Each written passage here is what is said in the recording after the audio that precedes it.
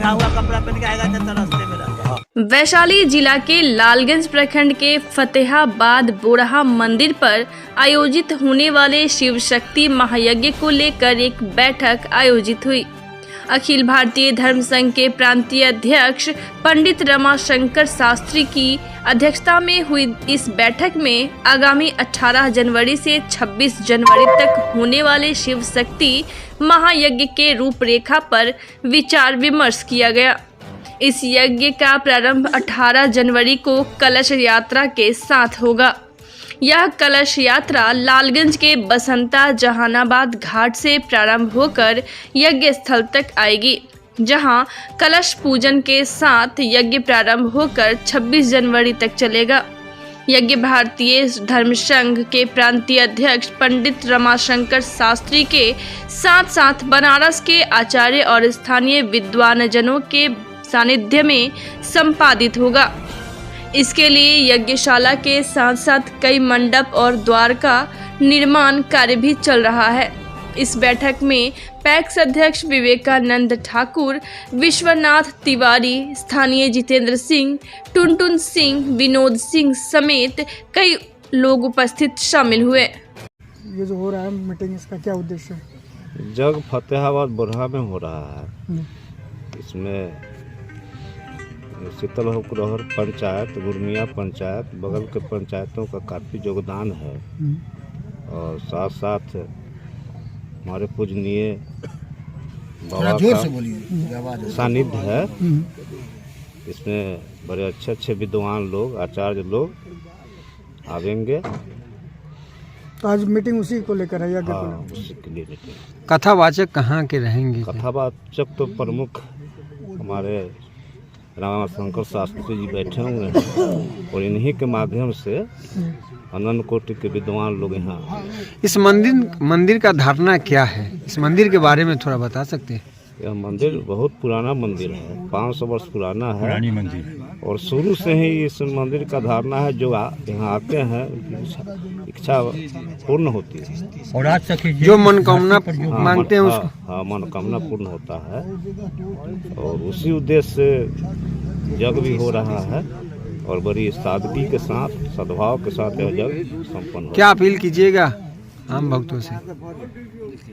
हम लोगों को यही अपील है कि इस पौराणिक मंदिर में आवे, यथाशक्ति सहयोग करे, पूजा करे और भगवान का आशीर्वाद प्राप्त किया गया। क्योंकि दूर दराज से लोग आएंगे यज्ञ के ना सुनने पर, तो दूर दराज से भी लोग आते हैं। आएंगे तो कोई परेशानी ना हो इसके लिए? कोई परेशानी नहीं होगा। इसके लिए हम लोग अपना स्थानीय प्रशासन का व्यवस्था किए हैं और सामाजिक वॉलंटियर का व्यवस्था किए हैं, जो सब लोग देख कर रहेंगे और जो कोई आवेंगे किसी तरह का असुविधा होगा, उनका किसी लोग को यहाँ आने में दिक्कत हो, उनके लिए हम लोग अपना सवारी का भी व्यवस्था किए हुए हैं, जो उनके घर से यहाँ बुला करके जग में बुलाया जाए और फिर उनको घर पहुँचाया जाए। ये जग की तैयारी हम लोग 1-1.5 महीना पहले से कर रहे हैं और इसकी अच्छा तैयारी किए हुए हैं।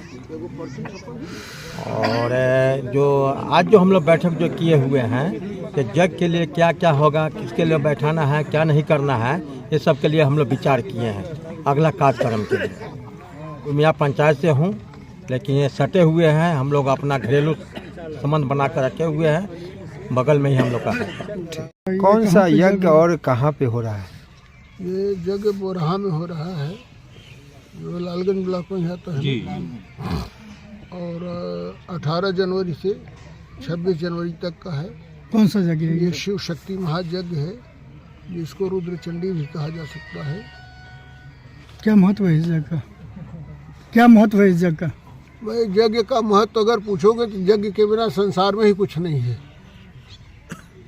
यज्ञ के समान कोई बड़ा कार्यक्रम कहीं पूरे विज्ञान के में भी नहीं है। नहीं, शिव शक्ति महायज्ञ का क्या? शिव शक्ति का मतलब ये वैदिक नाम है रुद्र चंडी महायज्ञ। तो रुद्र को तो सब जानते हैं, 11 रुद्र हैं, और चंडी को भी सब जानते हैं। माने वही 9 रूपों में माँ लक्ष्मी ही 9 रूपों में सरस्वती और पार्वती और काली और दुर्गा और चंडी सब एक साथ बनती हैं। इसलिए कि सारी की सारी स्त्रियां ही दुर्गा जी का रूप हैं, लक्ष्मी का रूप हैं। भिन्न भिन्न कार्यों के लिए अपना भिन्न भिन्न रूप उन्होंने बनाया है। संसार की रक्षा में जिस रूप की आवश्यकता जब पड़ी है, तीन देवियों ने अपने को सक्षम बना करके उसका संहार किया है, संसार का कल्याण किया है। कहाँ कहाँ के आचार्य जा रहे हैं इस यज्ञ में? आचार्य यहाँ काशी के आचार्य हैं बलराम पांडे जी, जो बड़े नियमनिष्ठ और वैदिक ब्राह्मण हैं, और उनके साथ 11 काशी के 10 और आ रहे हैं। 11 ब्राह्मण काशी के हैं और 10 ब्राह्मण स्थानीय हैं जो विद्वान हैं और कर्मनिष्ठ हैं, संयमी हैं। ऐसे ब्राह्मणों को लेकर के इस गांव में समस्त गांव का सहयोग है, जिसमें यजमान के रूप में भी 3 नाम आए हैं और 5 की कल्पना की गई है। जिसमें सबसे पहले मैं अपने सामने विनोद सिंह को देख रहा हूं, उसके बाद में जगन्नाथ।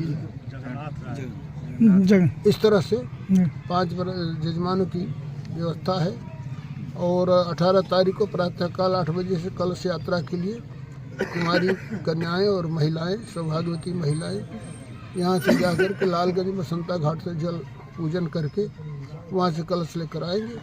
फिर यहाँ कलश स्थापन होगा। फिर शाम को पंचांग पूजन, ब्राह्मण वर्ण, मंडप प्रवेश, ये 3 कार्यक्रम जो बराबर होते आए हैं। और दूसरे दिन विधिवत वेदी की स्थापना और यज्ञ का कार्यक्रम शुरू हो जाएगा। संभवतः तीसरे दिन यज्ञ की अग्नि मंथन के द्वारा यज्ञ भगवान का पूर्णतः कार्यक्रम शुरू हो जाएगा। इसमें रासलीला भी आई हुई है वृंदावन की। और विद्वान संत भी लोग आ रहे हैं और प्रवचन और हवन का कार्यक्रम विधि पूर्वक प्रारंभ होगा। कब तक चलेगा ये? 26 जनवरी तक, 18 से 26, 9 दिनों का है। भंडारा नित्य चलेगा। क्या अपील करेंगे भक्तजनों से? भक्तजनों से क्या अपील करेंगे? भक्तजनों से अपील ये करेंगे, भाई यज्ञ से बड़ा कोई पूजन नहीं है। यज्ञ अर्थात भगवत गीता में यज्ञ का इतना बढ़िया महत्व दिया गया है कि इससे तो कोई मित्र ही संसार में नहीं है। नहीं यज्ञात समो मित्र, नहीं यज्ञात समो रिपु। अगर विधिवत संपन्न हो जाए तो यज्ञ से बड़ा कोई मित्र नहीं है। और विधिहीन से यज्ञ से सद्य कर्ता विनश्यति। अगर यज्ञ विधिहीन हो जाए, जैसे यज्ञ का अर्थ होता है क्या? देव पूजा संगत कर्ण दानेशु। यज्ञ धातु से यज्ञ बना है तो यज्ञ का मतलब पूजन होता है। तो देव पूजा पहला काम है, देवताओं का बढ़िया पूजन हो। दूसरा है महात्माओं का सत्संग हो।